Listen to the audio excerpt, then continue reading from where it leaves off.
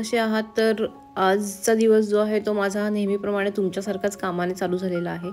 गृहिणी म्हटलं की काम हे येतच असो, तर कामं तर करायलाच लागतात. पण मला असं वाटतं की स्वतःकडे लक्ष देणं पण आपलं तेवढंच गरजेचं असतं आणि जे की आपण स्वतःकडे लक्ष देणंच दुर्लक्षित करून टाकतो. पण तसं नाही केलं पाहिजे, कारण छोट्या छोट्या गोष्टींमधून पण आपण जर आनंद घेतला ना, तर आपण स्वतःला खूप खुश ठेवतो आणि मनही प्रसन्न राहतं आणि घरातली कामंही छान होतात.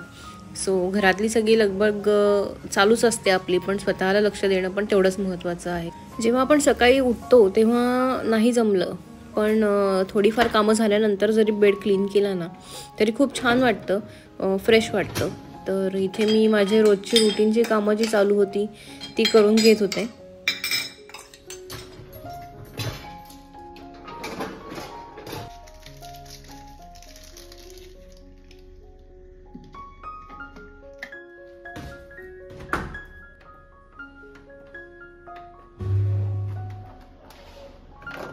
कधी कधी छोट्या छोट्या ज्या गोष्टी असतात ना, त्याच्यामुळे पण खूप छान आपल्याला फ्रेश फील होतं. जसं की हे मी कपड्यांमध्ये फॅब्रिक कंडिशनर ॲड करते, त्याच्याने पण खूप छान कपड्यांना वास येतो आणि आपण कपडे जेव्हा वाळत घालतो किंवा ड्राय करतो तेव्हाही खूप छान फ्रेश वाटतं.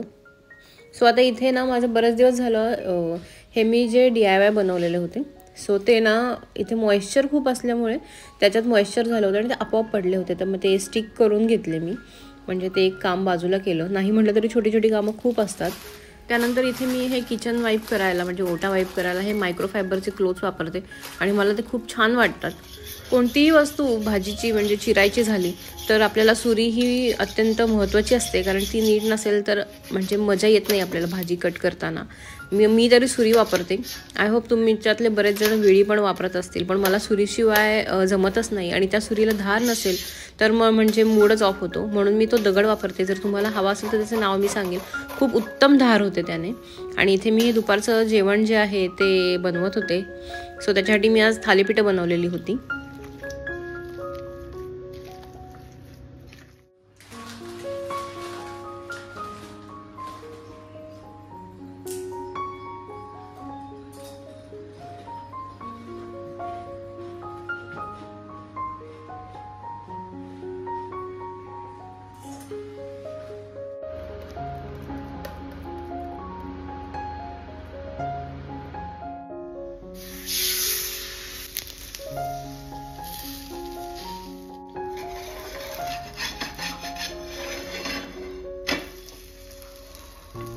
जसं की मगाशी म्हणाले, आपली कामंही काही कधी संपतच नाहीत. सो दुसरा दिवस उजाडला तरी पण माझ्याकडे स्वतःकडे लक्ष देणं काही झालं नाही. कंटिन्युएशनमध्ये कामं चालूच होती. सो मी फायनली आज ठरवलं की नाही, मी स्वतःला थोडासा वेळ देणार आणि पॅम्पर करणार. सो मी विचार केला आज की आज नेलपेंट लावूयात आणि थोडंसं आपण नेलपेंट जरी म्हणजे वेगळं काहीतरी केलं ना तरी खूप छान वाटतं, फ्रेश वाटतं. इवन तुम्ही फक्त जस्ट काही नाही केलं आणि आयब्रोज जरी तुम्ही केला तरी तुम्हालाही माहिती आहे की खूप मस्त वाटतं.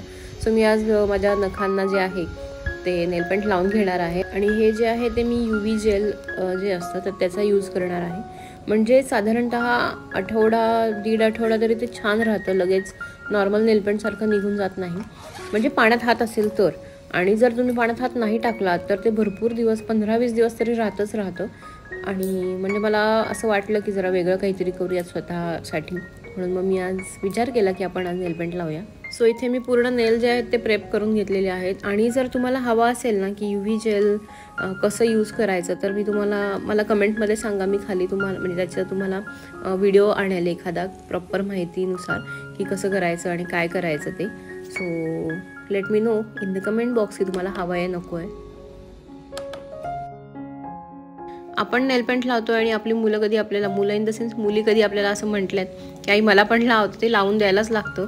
आणि आता नेमकी शाळेला सुट्टी पण होती, सो मी तिलाही लावून दिलं. नॉर्मल नेलपेंट होतं ते, तर ते तिला मी आणि फक्त डाव्या हातालाच, उजव्या हाताला मी नाही तिला लावून देत, कारण आपण जेवताना ते बोटं आपल्या तोंडात जातात आणि ते त्याच्याबरोबर पोटात जाऊ शकतं, म्हणून अवॉइड करते.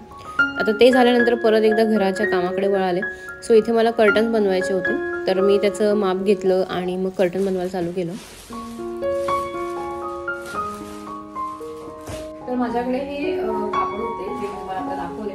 माझ्या सासूबाई जे आहेत तर त्यांच्या ऑफिसचे कापड आहे आणि हे बऱ्यापैकी थिक आहे, छान आहे म्हणजे कापड.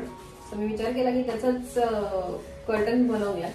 सो बघते कसं दिसतंय काय माहित नाही, पण म्हटलं ह्याचे बनवू शकतो. जरा वेगळं कलर पण थोडासा लाईट आहे. सो घर म्हणजे असं एकदम काय म्हणतो अंधारी नाही होणार, लाईटच राहील. सो बघूया. तर ह्याचे पडदे बनवते मी. सो त्यासाठी मी काय केलं ना की हे जे कापड होतं ते बेडवरती अंथरून घेतलेलं आहे, असं नीट सपसपीत केलेलं आहे. आणि मग त्याचं मेजरमेंट घेऊन ते मी कट करणार आहे.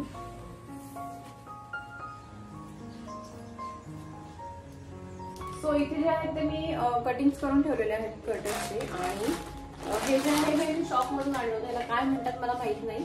जे कर्टन्सची पट्टी असते ना ज्याच्यात आपण रिंग अडकवतो, सो ते त्याला मी तुम्हाला इथे मेन्शन करते त्याचं नाव. सो मी ते कट करून घेणार आहे आता पडद्याच्या साईज प्रमाणे.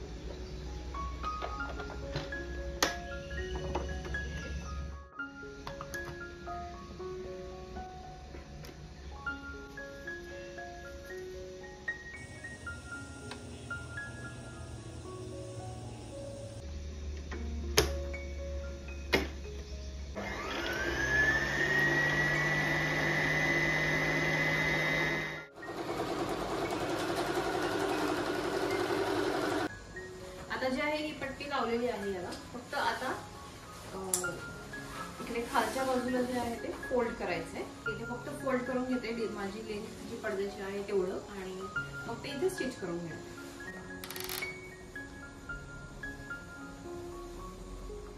तर आपली घरातली कामं चालूच असतात, पण इथे मग आता मला नवऱ्याची पण फरमाईश आली की त्यांना कुल्फी खायची होती आणि ती पण बटरस्कॉच कुल्फी. सो ती बनवायला घेतली मी इथे.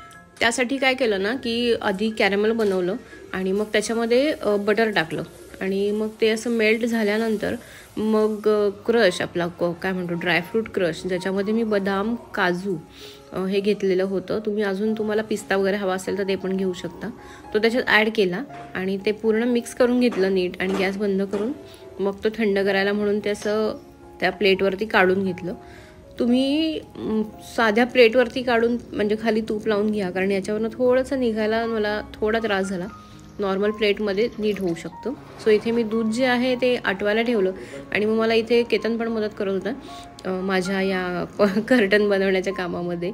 सो चांगलं वाटतं की कुणी आपल्याला मदत करत असेल तर. आम्ही दोघं मिळून मग हे सगळं करत होतो.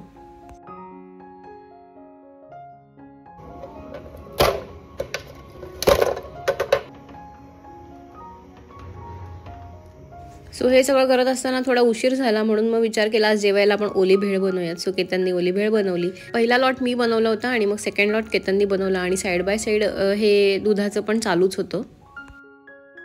तर आता हे जे रबडी आहे, रबडी केली मी, तर ही झालेली आहे तयार आणि कोमट आहे ॲक्च्युली. आता 11:30 पावणे 12 झाले, तर मला ती फ्रीजरमध्ये ठेवायची. सो इथे मगाशी जे बनवलं होतं ना ते कॅरॅमल म्हणाले, सो ते झालेलं आहे. ते मी थोडंसं मिक्सरमधून ओबड काढून घेणार आहे. मग ते याच्यात टाकून नंतर हे भांड्यामध्ये शिफ्ट करणार आणि मग फ्रीजरमध्ये ठेवून देणार. हे याच्यात टाकून देते.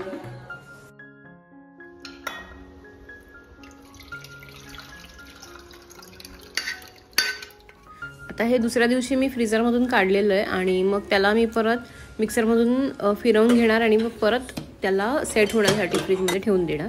सो सेट करताना काय करणार आहे ना, तर जे आपण कॅरॅमल बनवलेलं होतं काय म्हणू शकतो बटरस्कॉच, तर ते मी त्याच्यावरती टाकणार आणि मग सेट करायला ठेवून देणार आहे. सो त्याच्यानंतर मग माझी जी कुल्फी आहे ती रेडी होईल. पण आता हा ब्लॉग जो आहे हा मोठा नको व्हायला जास्त, सो मी इथेच थांबवते.